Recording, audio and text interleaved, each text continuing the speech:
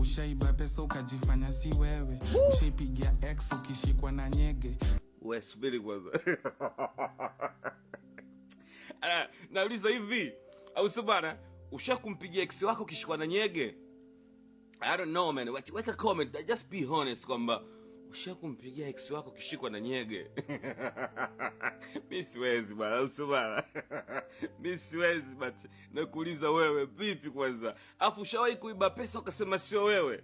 I don't know man, let's pull up man. Woo!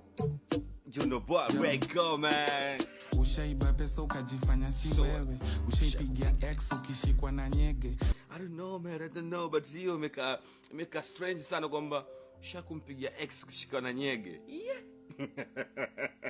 Sasa mwanangu sipolo kanunue tu.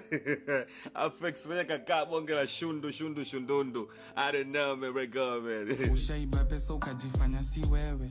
Ushaipigia ex ukishikwa na nyege. Ushamka asubuhi umesitiwa kinembe. Ushamka asubuhi umesitiwa kinembe. Ebana 254 was popping man, you know boy. Ebana, yani unamka zako asubuhi mwanangu wewe unakuta mtoto kwa kiseti kinembe fulani man. It's all about Meja Okonko.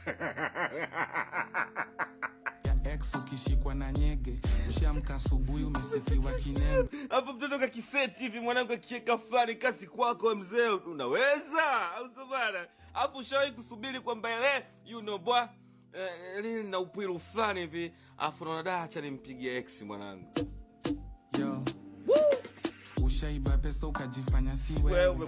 Ushaipigia ex ukishikwa na nyege. Ushamka asubuhi umesitiwa kinembe. Hiyo noma mzee, ile umeamka asubuhi umesitiwa kinembe. Ushawahi lakini nyimone tu ushawahi, you know. Ushaipenda dem amebeba maskwembe. Ushaitaka kuuliza alafu tukanyamaza. Sasa ushiki kitu unaka kama fala. Ushajipata WhatsApp group au ujui. Ati contribution.